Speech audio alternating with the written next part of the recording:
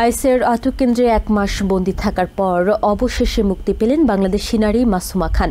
ক্যালিফোর্নিয়ার এক ফেডারেল বিচারকের নির্দেশের পর বুধবার রাতে মুক্তি পেয়ে পরিবারের কাছে ফিরে যান তিনি। মাসুমা খানকে দেশ থেকে বিতাড়নের ওপরও অস্থায়ী নিষেধাজ্ঞা আরোপ করেছেন বিচারক। গত মাসে US citizenship and immigration services কার্যালয়ে নিয়মিত হাজিরা দিতে গিয়ে আটক হন 64 বছর বয়সী মাসুমা খান। এ নিয়ে সংবাদ প্রচার করায় এক ভিডিও বার্তায় টিভিএন 24 নিউজ নেটওয়ার্ককে ধন্যবাদ জানান মাসুমা খান ও তার মেয়ে রিয়া খান। অবশেষে স্বস্তি ফিরে এসেছে ক্যালিফোর্নিয়ার অল্টাডিনা নিবাসী বাংলাদেশি নারী মাসুমা খানের পরিবারে। বুধবার ক্যালিফোর্নিয়ার এক ফেডারেল বিচারক 64 বছর বয়সী মাসুমা খানকে অবিলম্বে মুক্তি দেওয়ার নির্দেশ দেন। আদালতের আদেশের পর বুধবার রাতেই ইমিগ্রেশন অ্যান্ড কাস্টমস এনফোর্সমেন্ট বা আইসের আটক কেন্দ্র থেকে মুক্তি পান তিনি।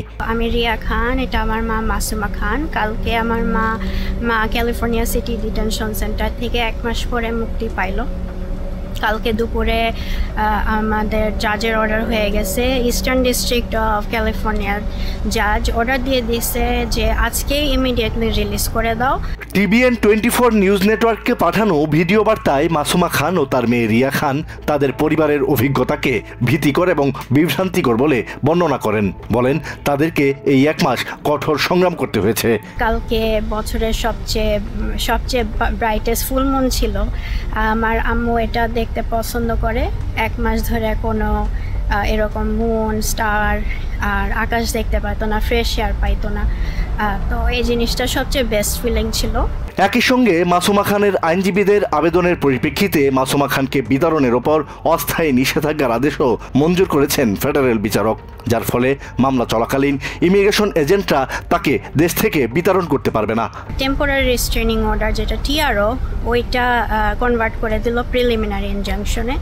তো এখন আমার মাকে ডিপোর্ট করা একদমই নিষেধ। আর বলছে যে ইন দ্য ফিউচার যদি আপনারা ডিটেনশন আবার করতে চান, আপনাদের আগে নোটিশ দেওয়া লাগবে আর কনভিন্স করা লাগবে যে কেন এটা নেসেসারি। নিজের মুক্তির জন্য মেয়ে রিয়া খানকে পুরো কৃতিত্ব দেন মাসুমা খান।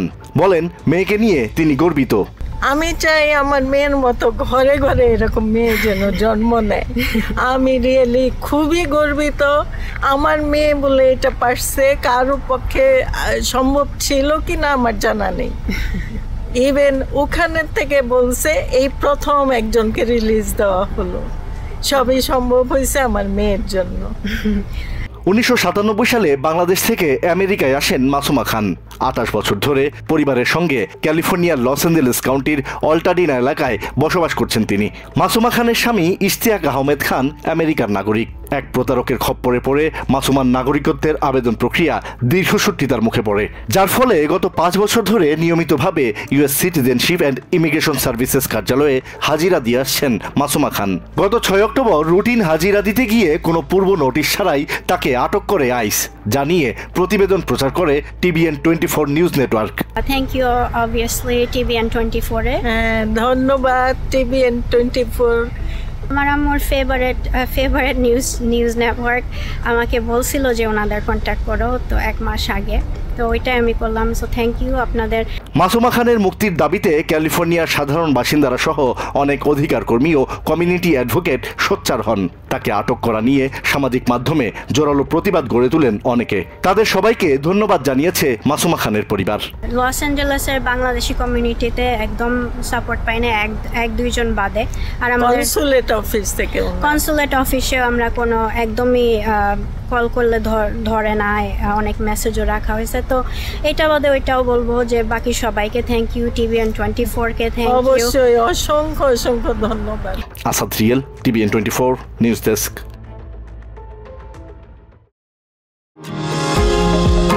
নিউ ইয়র্ক থেকে সম্প্রচারিত টিভিএন 24 টেলিভিশন বিশ্বজুড়ে বাঙালির কণ্ঠস্বর।